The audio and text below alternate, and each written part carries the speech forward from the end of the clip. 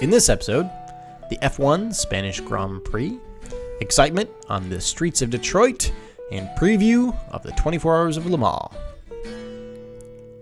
Welcome to episode 225 of the We Are Auto Show. What's up, Derek? Mr. Mike Rowell, there was plenty of racing this past weekend. There was. Some F1, some Indy, and then next weekend, oh boy, do we have quite the race. But let's talk about first the F1 race that happened this past weekend. Because they were at, where were they at? Spain? Yes, it was the Spanish Grand Prix at F1. Yes. Did you happen to see any of this race? I only saw highlights. I will say from what I did see, it looked like it was the Max Verstappen show. Yeah, to my understanding, it was definitely the Max Verstappen show. I also didn't see the race because I was doing my own iRacing thing. We'll talk about that later. But I will say, of note in this race, Mercedes looked good. Yeah, it seems like Mercedes is much more competitive with their fancy new side pods. They said, we're not doing the no side pod thing. We're going to do the real side pod thing, like every other team has been doing. Probably a good call. Yeah.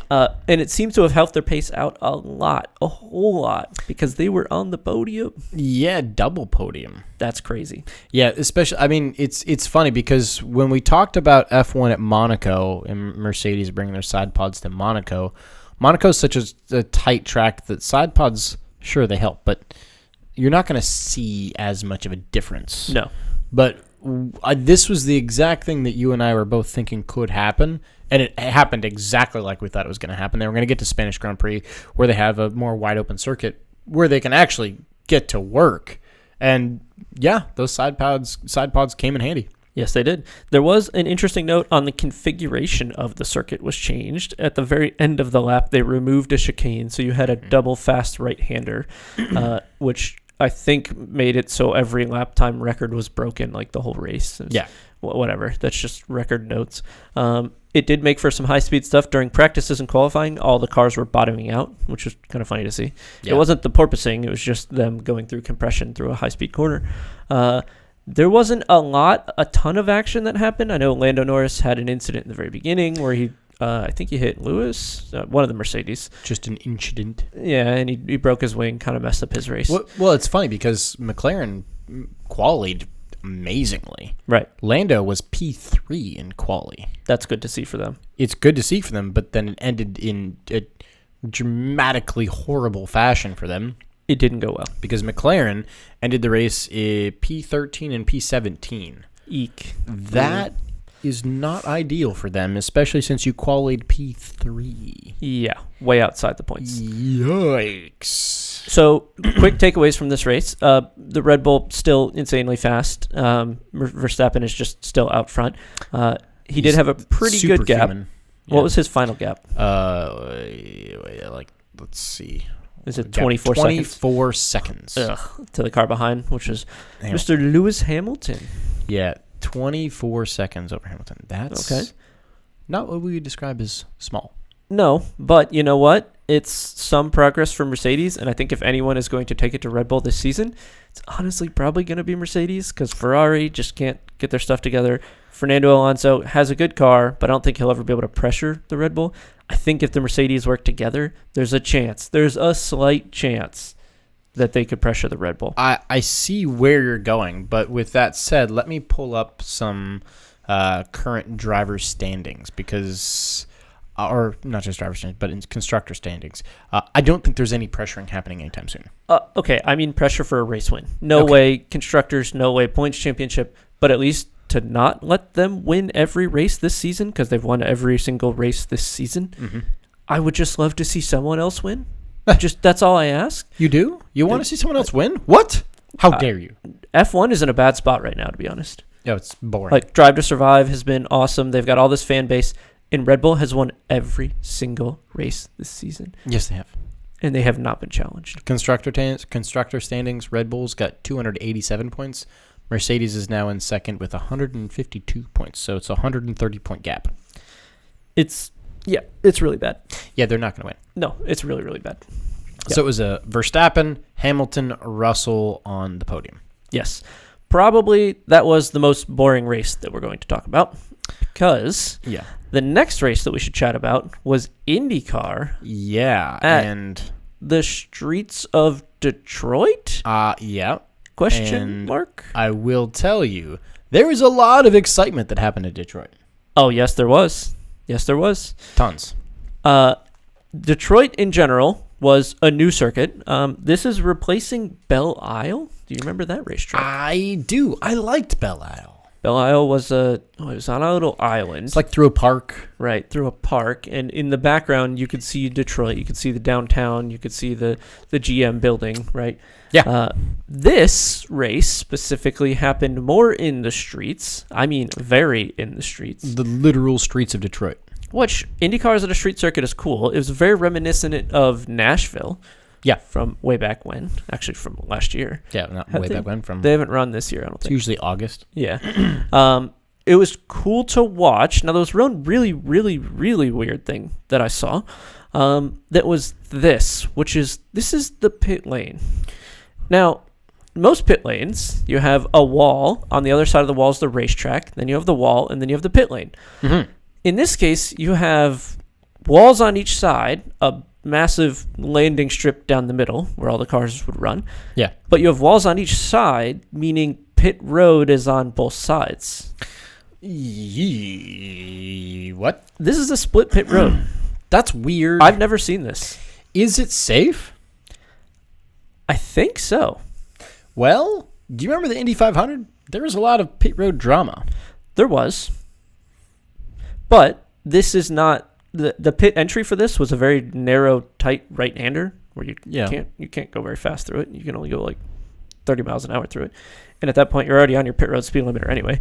So I think that this is actually totally fine. And I'm kind of curious why more tracks or series don't do this.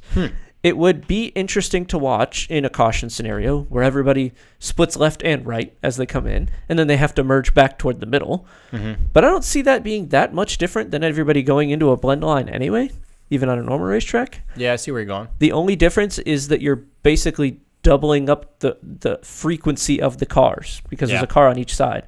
So it could get a little messier in the middle when they're trying to combine back in. I don't think it's unsafe, though. It's weird. That's weird. For sure. They had to fit this pit road in a very narrow, small section of the track. Just the whole street layout was kind of odd in general. Mm-hmm. They were racing, I think, like right past the GM buildings.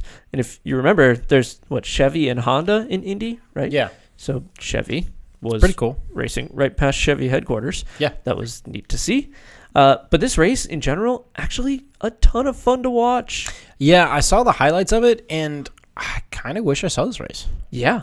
A lot of what looked like really good racing. Very good racing. I mean, battles on battles on battles. Cars making really good passes that kind of stuck. Mm-hmm. Not just like a huck up the inside causing a 12-car pile up and cars getting launched, but like actual good quality racing. It was extremely narrow, extremely bumpy, but it was not too narrow that you couldn't make a pass. It wasn't Monaco narrow. Yeah. It was like 3 car widths, not 2. So people could send it. And there was a really long straight where the start finish was. So every time they went from a caution to green, there was lunges everywhere for position, which was awesome to see. Yeah. And there was some argy-bargy between some drivers. There was, I think, Graham Rahal lost it on his own under yellow, which was pretty questionable. Well, it wasn't Rahal that lost it. It was Rahal lost it into another car that lost it on yellow. It was weird. It was you had a yellow. One car came in cooking too hot, and then Rahal followed him. Yeah, it was odd. In general, a very exciting race. Next year, I'm definitely going to watch this race. Yeah. It looked awesome. There was also, I believe, a GT4 race that happened. There was that had a very exciting crash. That was, I mean, so do you remember a long time ago there was a Porsche Cup car crash that happened in somewhere that I don't remember. It was across the pond where it was a Porsche car on top of another one. Yes. Yeah. Well, that happened with a BMW and an Aston. Yes. That is crazy to look at right But there. what's wild is the BMW after this just drove away. I watched the highlights. It was the BMW goes full send over, hopscotches the Aston, lands, and then just goes, okay, bye. He just drives away. And just drives away. Wow. Like nothing happened. That's really weird. That is very odd. What a thing. Yeah. Man. I'm kind of happy with the street layout of Streets of Detroit. Yeah, it seems like it went well. Honestly, is this a better circuit than Belle Isle? Oh. I loved Belle Isle. But I did too. But the racing here It was better. was really good. It was better. It was better than Belle Isle. I really liked Belle Isle as a circuit, but the racing in the streets of Detroit was actually really, really good. For a racing fan, you want to see side-by-side action, passes, contact. There was more of that here than there was at Belle Isle. There was a lot more of it there. Maybe that's because it's a first time. They don't have the cars figured out. They don't have the setups figured out. They're not like in the groove. They don't know the racing lines yet. Maybe it's that. But if next year it's this good, it's a better track than Belle Isle. Yeah, definitely. Good for them. And the CEO of Chevy didn't spin a Corvette on the pace lap. Remember that? I do remember that. That was rough. That was at Belle Isle where he stuffed his Corvette pace car in the wall. God. And they had to start under yellow. And Is that the most embarrassing thing that's ever happened? That's pretty bad. Oh. That is very bad. Real quick, let me give you a podium for the Indy race. Third place, you had Felix Rosenqvist in a McLaren. Then you had second place, Will Power in a Penske. And then first place, Alex Palou. Chip Ganassi Racing took the win. Good for them. And Alex Palou and Will Power had a freaking battle to the death at the end. That was wonderful to watch. I know that Will Power is in a Chevy. Do you know if Alex Palou is in a Chevy? Don't know. I don't remember off the top of my head. Actually, if I go back to spots here, I think that we have Alex Palou's car. So I'll be able to tell you. Would be fitting if it was a Chevy, but it would also be very entertaining if it was a Honda. It is. It's a Honda. It is. Oh, man. Wonderful. Oof. Wonderful. Right in their backyard. Yup. Dang. So that brings us to the last talking point here about the motorsports that happened over the weekend, and it was actually me driving around in iRacing, which was fun. Yes. We were doing the Le Mans 24 because it is the weekend prior, and the weekend prior to a race, if iRacing is going to set up an official thing, then they do, and we did this race, which was a ton of fun. Now, I'm going to show you a lap of Le Mans, and you'll notice that actually there's a full broadcast going on here. You see the race time. There was a full announcer session. We're on board with me. You can see the driver is D. Schmidt, which is pretty cool. And this is not put on by iRacing. This is put on by a community of people, and this is called the Majors 24. And the reason that iRacing doesn't have an official 24-hour event is because Motorsports Games owns the licensing rights from the FIA to be able to run it. So the iRacing community came together and said, fine, we'll set up a community-driven event. There's no license here. It doesn't matter. And there were 500 teams that participated. Holy cow, that's huge.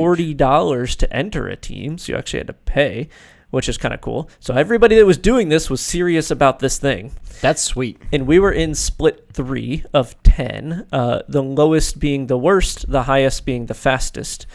We were way in over our heads. We were. Every single time I was on track, I was being passed by everyone. Really? I was nearly the slowest driver as in the GT class every single time. That's unusual for you. That was very unusual. To put it into perspective, my rating in that game is 1,800. The guys that I were racing against were 4,000 and 5,000. Oh. I was nowhere near them. Oh. It was a big eye-opener, but it was a ton of fun. And I would totally do it again. There were 17 people in our class, and in our class we ended up finishing eighth on track. Ooh. But there were a bunch of protests that can go on throughout the race. For example, you can be penalized, and there was a full race control. And if you send a video of you getting punted, they will black flag or penalize or give penalties out to people for avoidable contact, for those kind of penalties. Really? Which was super cool. So, correct me if I'm wrong, normal iRacing events don't have that, do they? They do not have that. No. Ooh. That was super neat to see. So, side note, would that be worth the $40 mission in its own? Yes, I think so. Cool. Another cool thing, the top 4 splits of the 10 had real safety cars happen. Oh, so you had like an actual safety car since you were the third split, right? There was anywhere between 1 to 4 safety cars, and the point at which how many you had in a split was random, and the point at which they were run would be random. So nobody could gain an advantage to knowing that a safety car was coming. And we got absolutely shafted by the first safety car. We went a lap down, and the lap that we went a lap down was the safety car. Oh, that's perfect. Yeah, it was the worst timing I've ever seen. That's absolutely perfect. It was awful. And at that point, we couldn't get back on the lead lap. We were screwed. It would not have mattered in the long run. There was only one safety car in our split, unfortunately. Oh. Others had 4. We kind of got shafted by the one, but it is what it is. We never had the pace to win this race, regardless. But it was a ton of fun, and all the drivers were really good. And I will say the traffic was pretty darn good. I was the cleanest driver on my team. Oh, really? Yep. I did spin the car once, but it was at a spot where it didn't really matter, and it wasn't a problem. I only lost like 10 seconds of time. It was a ton of fun. It was really cool to see the broadcast actually going on. They did like driver interviews. Next year, I'm totally doing a driver interview. Oh, did they give you the option to? Yeah. Why did you decline it? Next year, I'm going to take it while I'm in the car. Oh, can you do that? In theory, yeah, why not? Oh my God, do it. Yeah. Please do it. It'd be so cool, wouldn't it? Yeah. That's going to be amazing. Mm-hmm. Asking you some very complex question while you're going through the Daytona chicane. Sure, whatever. I'm down. It was a ton of fun to do. This race, I'll totally do it next year. Hopefully it's with the same team, which was the Squeaky Pedal Sim Racing Team. Kind of a funny name. And we finished 8th on track. After all the protests were shaken out, we got 7th because there was a team that had people in the car that didn't register for the car. Oh, you can't do that. Kind of odd. I don't really know why they did that, but that's what they decided to do. And yeah, ton of fun. Wow, that's cool. The real Le Mans 24 is coming up. And that is coming up. It is. This weekend. I am so excited. Oh, yeah. It's going to be amazing. Because it's going to be bonkers. It's going to be awesome. So here is the spotter's guide, which is super cool to see. Mm-hmm. And we'll put a link in the description for this if you want to go check this out. But this is all the cars that we'll be running. So in Hypercar, we have 12 cars in total at the real That's race. A lot of Hypercars, especially going back to just a few years ago when it was 2 Toyotas and like a Glickenhaus. Right. Now we have 12. So we have 3 Cadillacs, 1 Van Wall, 4 Porsches, 2 Toyotas, 2 Ferraris, 2 Peugeots, 2 Glickenhauses. 2 Glickenhauses. That's a lot of Porsches. That's 4 Porsches, which is by far the most. They're full Audi mode, where it's just put as many bullets in the gun as possible and spray. I think that's what's happened here. Yep. Because I mean, if you throw enough spaghetti on the wall, you're going to end up with spaghetti on the wall. That's the Porsche. That's the plan at the moment. I think that's actually, hold on. I don't think that's the Porsche plan. I think that's the Penske plan. It might be the Penske. Because Penske's like, okay, how many cars do we have? Yes, send is them the answer. Send them all. Just send them. Which will be super cool to see. Another quick note, Toyota got hammered with BOP prior to this race. Yes. They got 37 kilograms added to the car. Gee golly. Yeah. That's a lot of weight. And they didn't get anything else. I don't think they touched many other cars in any meaningful way. It's good because Toyota is still blitzing everyone. They are. I will say the Cadillacs look like they might be able to take it to the Toyota, in my eye. Porsche, if they can hold it together, should be fast. I don't have much hope for Van Wall. I don't have much hope for Glickenhaus. I don't have much hope for Peugeot, to be honest. I'd like to see Peugeot do well, but Peugeot's never done well at anything they've done yet. But this is their home track. This is the one that they actually care about. They designed the car for this race. There's no wing, so it goes fast at Le Mans. Yeah. This is it. They put it all in for this race. It goes fast in a straight line, but you know what's faster? The Ferrari. The Ferrari is faster. So I think Ferrari have a chance, Porsche has a chance, Cadillac has a chance, and Toyota has a chance. Yep. Between those 4, it'll be a damn good race. It's going to be great. Yeah. And then as far as LMP2 goes, there's a bunch of them. You got, what is this, 12 and 4, 16 P2s. Okay. And then GTE AM, which there's a bunch of those as well. You got actually. Do you have more than? No, you have way more than 16 P2s. No, I think you have. I don't know. Wow. You can You've got 20 P2s. Okay. And you've got 16 and 5. You got 21 GTs. And then you have one class. One class with one car. Yep. Which class is that? Innovative car. The Garage 56 Hendrick Motorsports car that has Jimmy Johnson, Mike Rockefeller, and Jensen Button racing a NASCAR at Le Mans. Yes, a NASCAR at Le Mans. Let's go, baby. Have you heard it? It sounds amazing. Ooh. I wish I was at Le Mans just to hear this thing go by. It does sound really good. Especially when you mix it with like that super high-pitched flat six of the Porsche. You hear the Porsche go by and then... It's like LMP2, LMP2, LMP2, NASCAR. Yes. Yeah, it's super good. Welcome to America, brother. Will it finish? I think it will. It's still full Le Mans rules. If you get outside of, 10 or 30 feet, something like that, if the driver gets outside the car, race is over. That's it. I think it's doable. I hope it does. To my understanding, they're trying to get lap times within the GT class, so they're trying to be relatively competitive in the GT class, which is cool. I hope to see it finish. Will it? I don't know. Honestly, I don't know. There's not a lot for it to go wrong. It's like the least technical car there. Sure, I agree with that. What happens when a hypercar Ferrari punts it into the wall? Like that's my worry. Fair. We'll see what happens. I'd like to see him finish.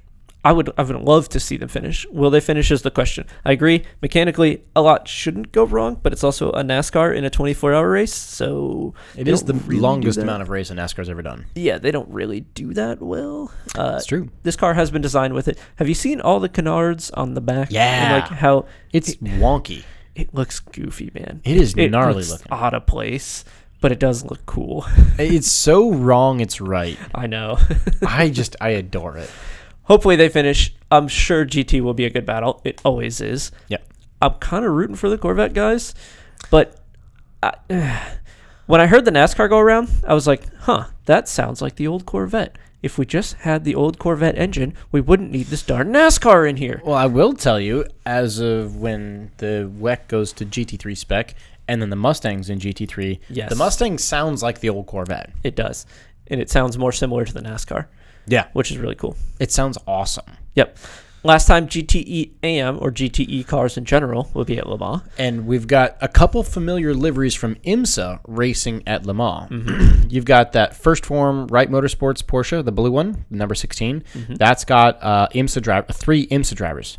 That is the IMSA team. Yep. Then you've also got Project 1 AO. That's the T-Rex Porsche. I'm glad that's there. Yep. That's cool. Coming from IMSA as well. Obviously, the Corvette is from IMSA. Yeah, obviously. Yep. I believe that this pink Iron Dames car, is that an IMSA car? Or was that only they had Iron Lynx. So and the Macintosh, the Wolkenhorst, that actually races a BMW in IMSA. Mm-hmm. Oh, yeah. So right. Interesting there in a Ferrari. We've got some cool stuff here. Yes. A lot of Porsches, a lot of Ferraris, Astons, and a Corvette. Yeah. That's it. Next year, it will be way different. Oh, much more. It will be way different. But super excited. Who do you think in your Porsche group has the best chance to win? I think one of the Penske's has the best chance to win. Which one car? I want to win? Oh, I don't know. Realistically, looking at the drivers in them, I think, honestly, the number 6 has the best chance. Kevin Estre, Andre Lauder, and Lawrence Vantor. Those three, they are Porsche through and through. I know Lawrence Vantor, Kevin Estre. I know they've already, and I don't remember, I think Andre Lauder's also, they've already won Le Mans. I think so, yeah. So I think they've got the best pedigree to win. Yep, I'd agree. Give me the number 3 Cadillac of Bourdais, Van der Linde, and Scott Dixon. That's a driver lineup. Yeah, you've got Bourdais, Van der Zande, and Scott Dixon. That's a hell of a lineup there. Earl Bamber, Landon Westbrook. That's a good driver. Mm-hmm. Every one of these cars is a really good driver. I mean, lineup. you got even the other. You've got Was it Pipitterani? Yep. Sims and Aiken. I know. They're all, every one of these cars in the top class has the potential to win this race, excluding the mechanical failures that are coming from the Peugeot, Glickenhaus, and Van Wall. Yes. The rest have a good chance. You're right. Yes. You are right about that. Yep. There is one more race happening this weekend. It's NASCAR at Sonoma is happening this weekend as well. So that's something else to watch, but realistically, we're probably going to be raced out by the time that comes on. Watch Le Mans. Don't miss Le Mans. Watch Le Mans. The 100-year running, so you want to watch this. I believe it will be starting around 9 or 10 a.m. Eastern time. So something like if you're that. in the U.S. If you're over in Europe, it's more the afternoon for you. Yes. If you want to really set yourself up for success, you should watch the few-year-old movie Ford vs. Ferrari on Thursday evening. Yes. Just to get you pumped for Le Mans. That would be good. That's the move. Yep. So, you got anything else? I do not. It's going to wrap us up for episode 225. Thanks so much for watching and listening. If you're watching on YouTube, hit subscribe, leave it a thumbs up, and drop a comment. Let us know, who do you think has the best chance of winning the 24 Hours of Le Mans? Be curious to know your thoughts. If you're listening on audio only, send us those thoughts via social. Facebook is We Are Auto. Instagram is We Are Auto _. YouTube is We Are Auto. And our website is weareauto.io. So, thanks again. Catch you guys on the next one. Peace.